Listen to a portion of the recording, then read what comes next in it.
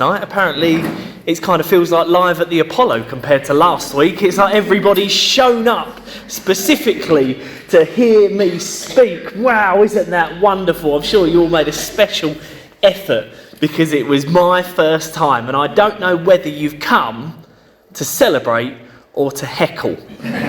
But the good thing is, you're sitting in one row, so I know pretty much exactly where the heckling is coming from, so I can cross you off of my Christmas card list already. So, my name is Laurence. I know a lot of you would kind of half know me, but perhaps don't properly know me just yet. So I thought I'd give a little bit of a background before I start. So I am originally from Essex. I am one of 3 boys. And my mum was a single mum, so she probably still needs a prayer of recovery from that. All 3 of us get on famously well. However, I am the only Christian out of the 3 of us. My mum later remarried. I now have an older stepbrother and stepsister as well. But you can imagine what our household was like. 3 boys, 1 mum. It wasn't the tidiest. I like to pride myself on a lot of things, so I love the fact that I have got a great confidence to walk into as many situations as you could think of and somehow bumble my way out of it with other people smiling. I've also kind of managed to kind of find myself in situations that I think there's no way that I or anybody else could benefit out of, and somehow, once again, I can bumble myself out of it.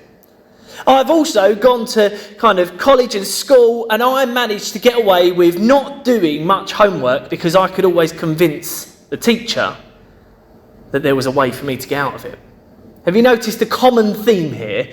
I like to use my words to get out of situations. Now, that didn't work with my mum because she saw straight through the words and she knew exactly what my heart was like. So, I had this great characteristic of being able to talk, but I also had this awful characteristic of being a lazy, lazy teenager. And I will never forget, my mum gave us so many opportunities. She was so loving and so gracious. She did all of the housework. The only thing she ever asked us to really do was the dishwasher every now and then, and that was pretty much we could get a guaranteed treat out of doing it. So, we lived a pretty lovely life until once in a blue moon, we would hear the dreaded stomps, and we would all sit there in our rooms thinking, we know what's coming. Her favourite line. Why do you treat this house like a hotel? And all of us would sit there and go, oh, so sorry. And we'd all of a sudden, all our beds were done, everything was put away, and we would panic. But there was one time where we pushed her over the edge. She used the line, why do you treat this house like a hotel? And then for the first and only ever time, she walked out of the door and shut it behind her. That was true panic and true fear. All of a sudden, the mum that had been so dependable had walked out of the house. And you think, what would happen to 3 boys if their mum never returned? The chaos that would have happened within that household in a matter of not hours but minutes would have been memorable for a lifetime. And this is where we kind of find ourselves. We find ourselves in a nation that has had chance after chance after chance. They have had their river turn into blood. They have had frogs. They have had gnats. They have had flies. They have had the death of livestock. And they've had boils. Chance after chance after chance. And now we head into chapter 9, verse 13. So God says to Moses, go and speak to Pharaoh early in the morning. Go and have a chat with him. So he goes, very faithfully, and he gives him a warning. Verse 14, I read from the CSB in case it looks a little bit different to your one.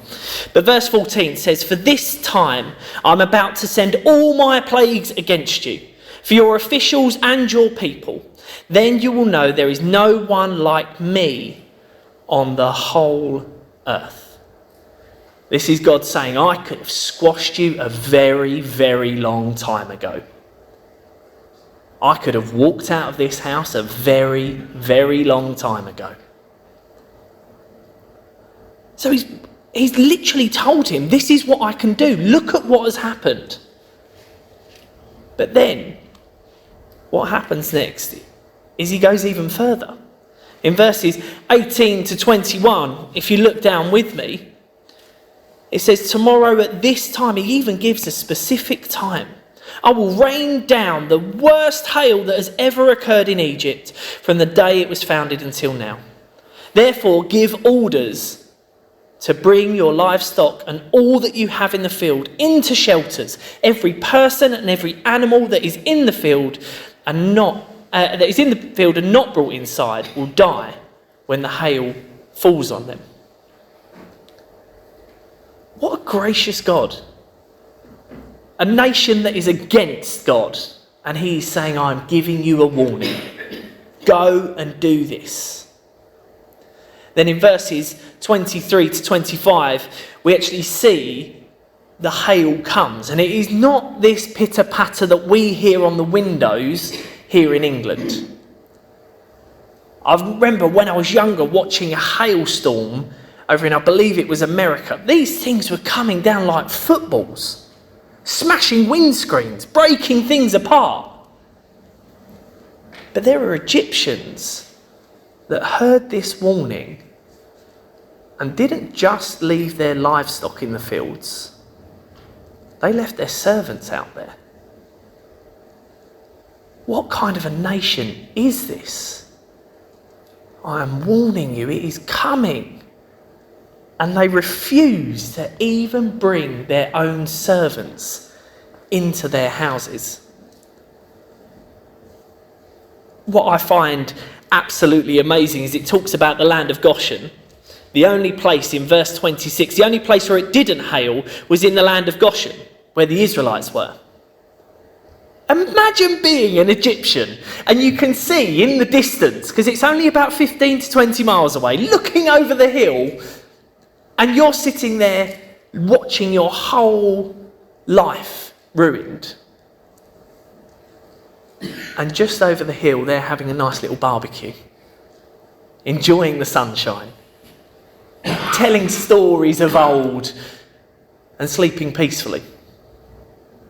Surely that would be enough for the Egyptians to think, I could get there in a day. Why don't I just go over there and be with God's people? But most of the nations stay. It makes you wonder why. Then what happens in verse 27 is Pharaoh responds. We sit there and go, yes, the story's finishing. Pharaoh is finally admitting that he's done wrong and he needs forgiveness. He needs God to help him and his nation out. Just in case you think this sermon's finishing very quickly, I am doing plagues 7, 8 and 9, not just number 7. So what happens is he pleads and he asks for forgiveness. In verse 34 and 35, it's short-lived. Quite quickly, he turns back. When Pharaoh saw that the rain and hail and thunder had ceased, he sinned again and hardened his heart, he and his officials. So Pharaoh's heart was hard, and he did not let the Israelites go, as the Lord had said through Moses. I just find it fascinating. How we look at Pharaoh so often and we think, oh, I could never be like that, when actually we are all like it every single moment of our lives. And as we go on to the next plague, we look at the locusts. And once again, the Lord says to Moses, go to Pharaoh, for I have hardened his heart and the hearts of his officials, so that I may do these miraculous signs of mine among them. Another warning, another sight of God's grace. How wonderful. He goes on in verses 4 and 6 to give that additional warning, not just to Moses, but to Pharaoh and his people. What an incredible God that we have. And what I love about the locusts is what happens in verse 7. Pharaoh's officials asked him, and I can't imagine this was an asking of a child to a parent for some sweets, but a desperate plea.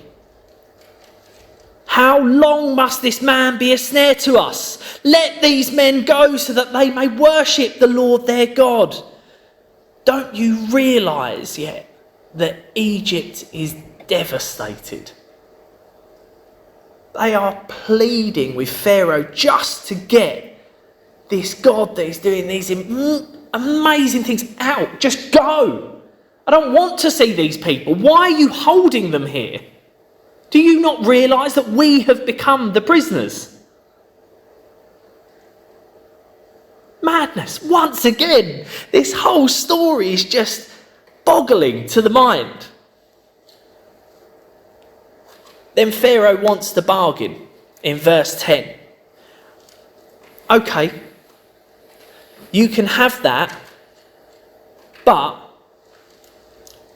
you can only have your families. I want your livestock. You can do that, you can go, but I want this in return. Once again, another tactic that we use so often as Christians.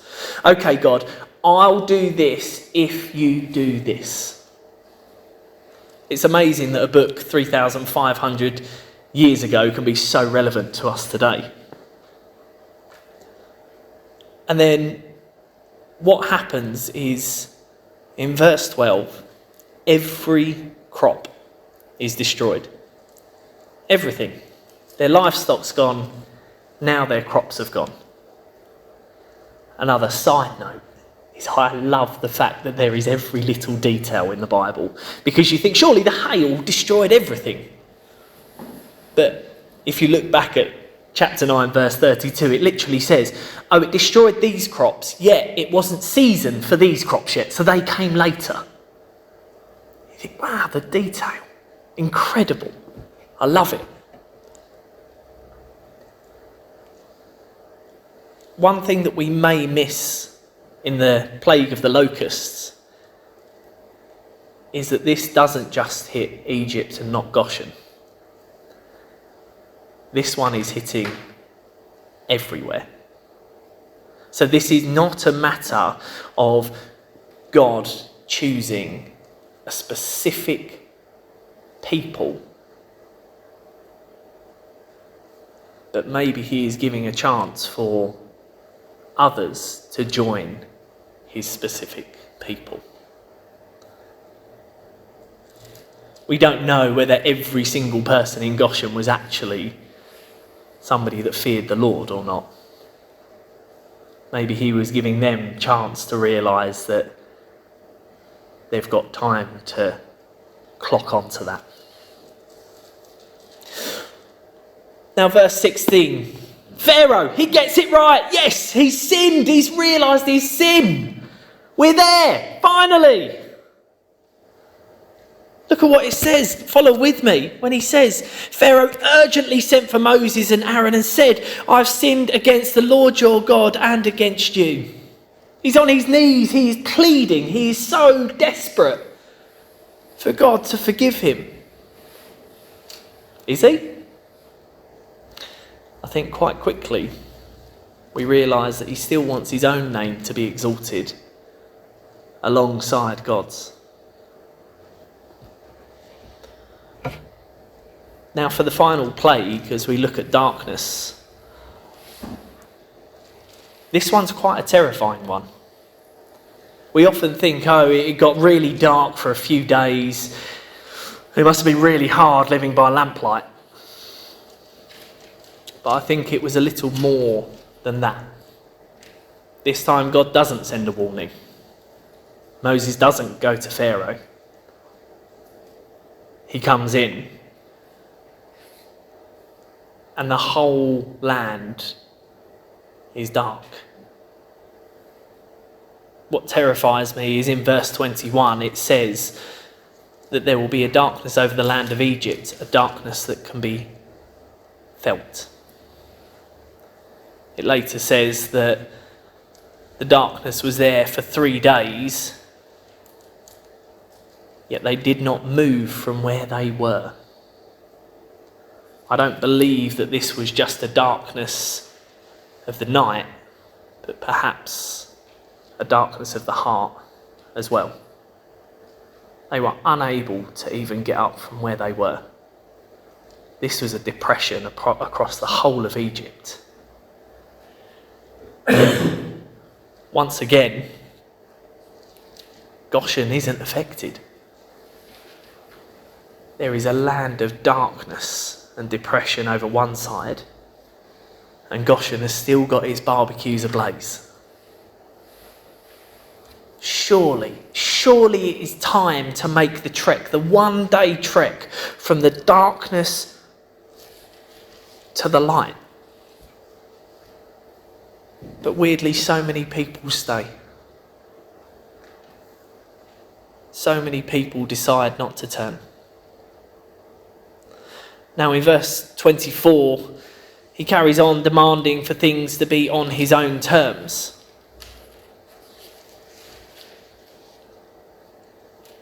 It just fascinates me. But then with this in verse 29, this is his last chance. As you have said, Moses replied, I will never see your face again. Our God is a God of grace. Our God is a God of patience. But there is a limit. Now the reality is that the plagues themselves may seem quite an unnecessary thing for God to make his name known. However, there are very few stories like the plagues that are still taught as regularly in Sunday school. We still hold on to these stories and share them as a matter of our God showing up in a miraculous way. Because he wasn't just defeating the gods that the Egyptians worshipped. He was showing us who the one true God really was, or is. I want us to go back to pretty much the start of the reading. We're going to go to chapter 9, verse 14. This is the whole reason for the plagues, ladies and gentlemen. For this time, I'm about to send all my plagues against you, your officials and your people. Then you will know there is no one like me on the whole earth. How good would it be if this whole area looked upon God like that? There is no one like God on the whole earth. Now, some of us may be thinking, okay, well, that was God working back then. That was something of the past that will never happen again. I will tell you a story to bring you a little bit of joy. I was doing this in an assembly. I was doing the plagues in a primary school assembly. And when I was talking about the frogs, a little girl in year 1 sprinted away from her seat, straight to a teacher, crying and bawling. I said, what was the matter?